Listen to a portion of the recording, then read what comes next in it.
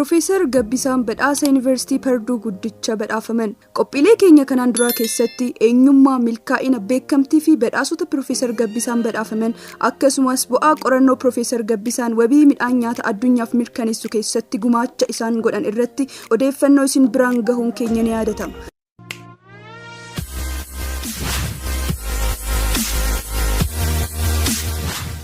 Profeesar Gabbisaan ammas yeroo lammaffaaf badhaasa guddicha Perduu badhaafamaa jiran. Hanga xumura qophii keenyatti nu faana yoo turtan odeeffannoo kana guutuusaa isin biraan ni geenya. Warreen chaanaalii keenyaaf haaraa taatan subscribe gochuu hin dagatinaa.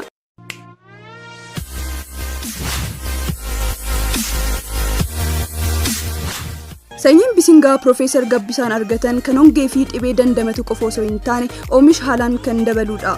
Profeesar Gabbisaa ejjataa qorannoo fi Afrikaa keessatti beelli akka badu cichoomina guddaa taasisaniif badhaasa Yuunivarsiitii Perduu guddicha badhaafamuu fi badhaasni Yuunivarsiitii isaan keessatti baratanii fi waggoota dheeraaf tajaajilan kennamu kun Order of the Griffin jedhama. Yuunivarsiitiin Perduu akka beeksisetti badhaasni kunis gaafa wixataa Profeesar Gabbisaaf kennamee jira.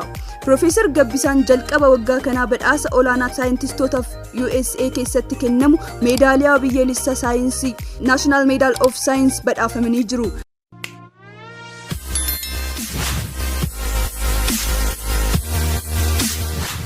Profeesar Gabbisaan hojii cimaa fi maqaa guddaa qabu Yuunivarsiitii qofa osoo hin taane sadarkaa addunyaatti guddatee mul'atu dalagaan jedhan Pireezidaantii Yuunivarsiitichaa Mung Chiang. Calaqqee mallattoo badhaasa Order of the Griffin waan ta'aniif badhaasa Yuunivarsiitii keenya guddicha badhaasuuf jechuun koo gammachuu guddaatu natti dhagahama jechuunis ibsanii jiru. Sagantaa badhaasa kenname irratti waa'ee qorannoo isaanii fi beela Afrikaa irraa balleessuuf sochii taasisan hirmaattotaaf dhiyaatee jira. Hayyuun kun yeroo amma Perduutti damee horsiisa biqiltuu jeenetiksii fi qonna idil addunyaa Profeesar kabajamaa Distinguished Profeesar ta'uun tajaajilaa jiru.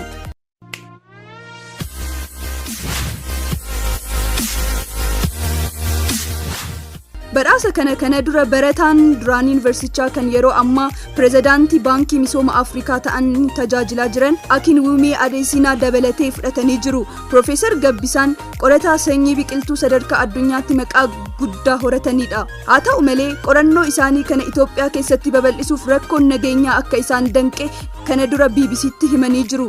Saayintistiin qonnaan beekaman kun bishingaa hongee fi dhibee dandamatu waan argataniif beekamtiin guddaa argatanii turan. Sanyiin bisingaa diqaalome hongee fi waagii hamaa dandamatu qorannoon waan argataniif bara 2009 badhaasa nyaata addunyaa World Food Prize badhaafamanii jiru. Badhaasni kun soorataa fi qo'annaaf akka badhaasa Noobeelitti ilaalama. Yeroos osoo hin turin gara Itoophiyaatti dhufuun Pireezidaantii Itoophiyaa Yeroosii Girmaa Waldagoorgis harkaa badhaasa goota biyyaalessaa Itoophiyaa badhaafamanii jiru. Gumaachi badhaasa addunyaa akka argatan ka'umsa ta'e kun oomisha qonnaan bultoota Afrikaa miiliyoona dhibbaan lakkaa'aman guddisee jira. Guddina dinagdee darbees jijjiirama jiruu fi jireenya hawaasichaaf gumaacha taasisee jira. Profeesar badhaasaan alatti itti gaafatama garaagaraa fudhachuun dalagaa turaniiru.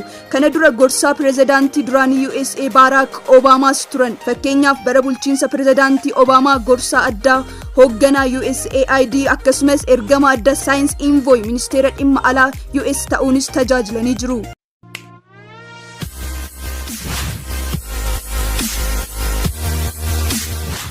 Lammiileen Afrikaa miiliyoona hedduun lakkaa'aman bisingaa qotanii jiraatu. Akkasumas yeroo ammaa miseensa boordii Akaadaamii Saayinsii Biyyoolessaa USA addaatti damee qonnaa fi qabeenya uumamaa ta'uun tajaajilaa akka jiran ragaan Yuunivarsiitii isaanii ni argisiisa. Dhaabbata misooma soorataa fi qonna idil addunyaa IFADitti miseensa boordii USA ta'uunis tajaajilanii jiru. Akkasumas bara Baankimuun barreessaa olaanaa dhaabbata biyyoota gamtoomanii United Nation turan miseensa boordii gorsaa saayinsii dureetii United Nation ta'uun tajaajilanii jiru. Kanaan ala dabalatees US idil addunyaa fi Afrikaa garaagaraa keessatti miseensa Koree akkasumas miseensa boordii ta'uun tajaajilanii jiru yookiinis tajaajilaa jiru.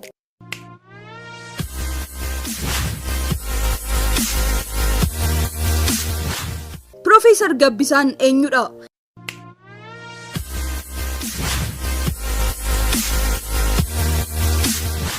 Bara 1950 akka lakkoofsa Itoophiyaa jalqaba bara 1940 qe'ee baadiyyaa Holonkomii jedhamti dhalatanii guddatan.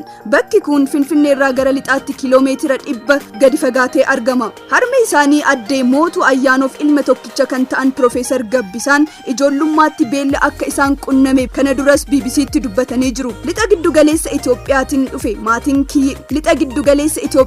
dhufe maatii hiyyeessaa keessattan guddadhe jechuun dubbatanii jiru. Harmeen isaanii ofii barachuu baatanis ilmi isaanii mana barumsa dhiheenya isaanii jiru kan kiiloomeetira 20 fagaatee argamu akka baratan erganii jiru. Jireenya isaanii keessatti namootni kallattii jireenya isaanii jijjiiran hedduu jiraatanis ijoon harmee isaanii akka ta'an Profeesar Gabbisaan kana dura dubbatanii jiru. Qe'ee isaanitti dhalatanitti hanga midhaan gahutti namoonni nyaata gahaa dhabuun ni rakkatu ture.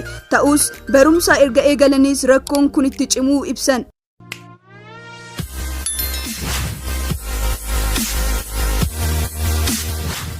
Barumsaaf yeroon qe'eedhaa fagaadhee deeme yeroo hundaa nan beela'a ture jechuunis dubbatanii jiru. Yeroon guddadhu irra deddeebiin beela'eera jechuunis ni himu. Kunis qo'annoon isaan dalagan uummata fayyaduu isaa hojii isaanii guyyuuf kaka'umsa guddaa akka ta'us ibsanii jiru. Miseensota maatii Siinqee Production sagantaan keenya waan daawwattaniif guddaa isaa galatoomaa isiniin jecha har'aaf sagantaan qindeeffame kana fakkaataa yeroo biraas sagantaalee birootiin hanga walitti deebinutti horaa bulaa isiniin jenna.